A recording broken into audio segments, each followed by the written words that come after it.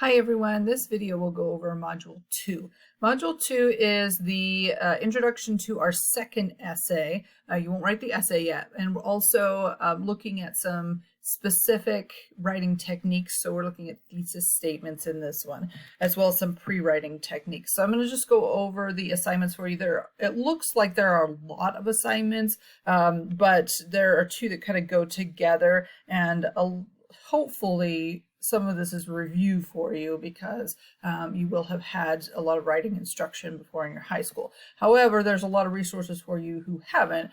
So if you ever questions or anything, let me know. So first thing is just, I don't think I mentioned it's in the first video, but I've set up Canvas so that you can tell whether or not you finished a module, because right here it will show you as completed all items. The way I have this set up is it helps students kind of keep track of what they've done. Once you click on something, and if it is something that you just have to view, then you'll get a check mark. Let's see if it'll do it for me. And then like these are just items that you have to view, and then items that you have to actually submit to, then it won't check mark until you have actually submitted something. So yeah, they'll give you these green check marks here. This helps you kind of keep track of which ones you've looked at, because there are a lot of readings specifically in this module, so that can kind of help you keep track of which readings you've done. So I've got it divided up into kind of 3 sections here. The first one is doing this pre-writing journal, and this is all about the writing process. And so the writing process is something we talk about quite a bit, and we were looking at kind of a basics overview in the previous module. In this one, we're focusing specifically on pre-writing. Pre-writing techniques involve brainstorming, free writing, clustering, listing, that kind of thing. And so for this one, you are practicing out of the textbook. Now, you won't see what it looks like here just yet because I don't have it set up, but when you go to look at it, you will be looking at your own personal discussion board. So you are not interacting with your peers, but it does look like a discussion board. So you're making 4 entries. That's the way we do a journal in this class. So for a journal in this class, it'll show up on your screen like a discussion board, but you can't see what other students are posting. Only you and the instructor can do that, and that way you can create entries, which is the whole point of this. So to create an entry, you'll just click down here on reply, and it'll bring up the text box, and then you'll do your first entry. Usually it's nice if you kind of label it for me, and then you'll post that reply, and then for the next one, you can't see what I'm writing, and then you can post that reply and just keep going. So you'll have multiple entries within the same journal. You're doing 4 entries for this journal. They follow exercises out of the patterns textbook, exercise 4, 5, 6, and 7. They all use the same topic. So you're going to generate the topic in exercise 4, and then 5, 6, and 7 will follow from that. So just follow the directions here, follow the ones in the textbook. So just kind of keep that in mind, that you are not writing an essay about this topic at all.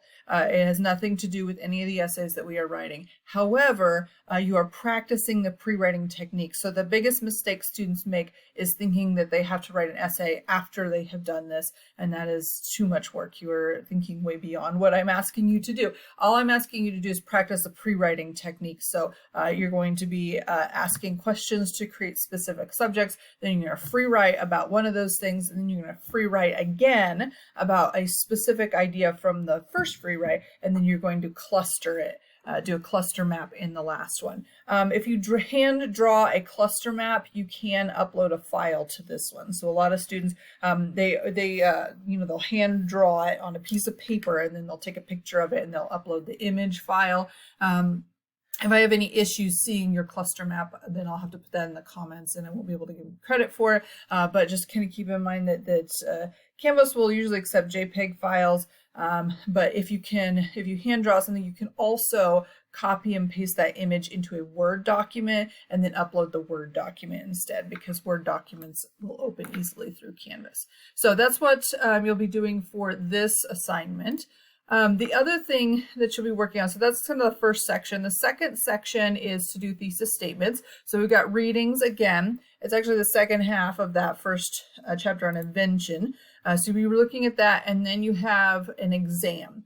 This is I think the only exam that you are taking this semester, and the exam is one where you can only take it one time. All of the other quizzes, you should be able to take more than once. This one is one that you can only take once. And so it's really, really important that you take the review quiz first. You don't get any points for it. You just see 5 questions, but they are same questions that you will see when you get to the thesis statement exam. They're not actually questions, but you'll see the same types of things that you'll see on the exam. If you take even if you just do it once, that will give you a good idea of what it's going to look like. So highly recommended that you do the quiz first. It's just a review quiz to prepare for the exam. Once you do the exam, that's it. So make sure you don't click on this, take the quiz until you are ready to finish the quiz.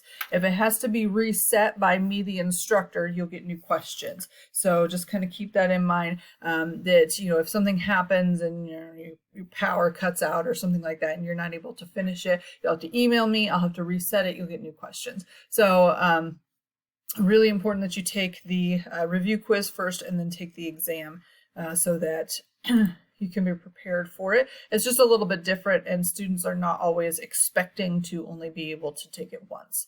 Then we have the rest of the module is devoted to our next essay, which is the definition essay. You will not be writing the definition essay in this module. You'll be writing it in module 3. However, we are preparing for it here. We're preparing in 2 ways. The first way is by reading some information on definition and exemplification, which are the 2 skills that we'll be using. Again, just like in the narrative chapter, you have the definition chapter is about writing a definition essay, and I've got some examples here for you as well. The exemplification chapter are just techniques that we're going to use in the definition essay. So just kind of keep that in mind. You are not writing an exemplification essay, you are writing a definition essay. So then you'll take a quiz over these readings, and this is one that you can take more than once. And then you'll be looking at your topic for the essay. So you're choosing your topic in this module, and you'll write the essay in the next module. So the definition essay is one where you will choose a abstract term or concept to write about. And I'll give you more information in the next module when you're actually writing the essay. I'm just going to go over what you're choosing for your topic. So you want to be thinking about an abstract term that applies to you personally, and one that you have some experience with.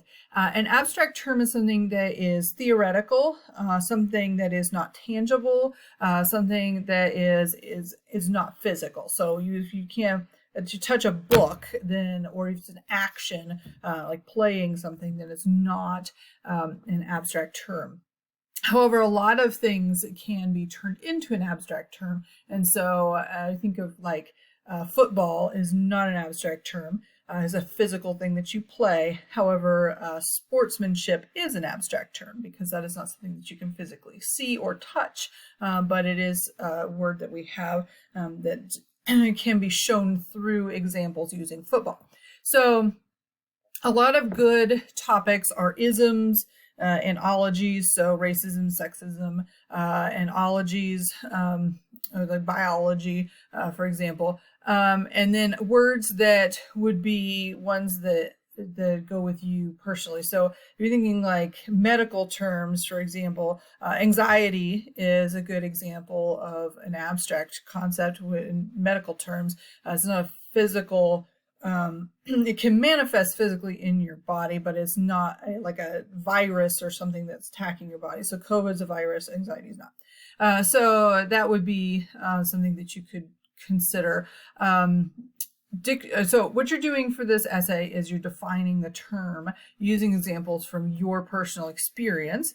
You're using a source in this essay as well, which I will talk about more later. The main thing that you need to do right now is to choose your topic, which can be difficult because if you choose something that's not an abstract concept, then you're going to have difficulty later on. This is also not an argument essay. So your definition of the concept is just your definition. It's not, you're not telling us whether you think other people's definitions is right or wrong, if that makes sense. So if you're going to define Christianity, for example, then you will be using Christianity in your life as your example, but not, and you can include other people's definitions of Christianity. So how it might look different if you were Baptist or Methodist or something like that. But it is not about whether they are right or wrong, if that makes sense. So once you've chosen your topics, I'm going to read through that. There are a bunch of ideas here in these 3 links. So you definitely can look over those. And then this definition essay discussion board, you're going to create your original post that just basically goes over your topic, what you think of it, what you think of your definition, that kind of thing. And then you're going to respond to 2 peers. This is peer editing without having to look at essays. We will do peer editing later of an essay. For right now, we're focused on the topic level. This also gives me a chance to give you feedback right away at the beginning of the next module on your topic and whether or not it will work. So if you have questions about this, definitely make sure that you let me know. And you can definitely ask me before you post your topic whether or not it's one that you can use. So that is the second module. Like I said, this is the first of 2 where we'll be working on the second essay. Most of our other essays will have more than 1 module associated with them. If you have any questions, make sure that you send me an email, and I hope you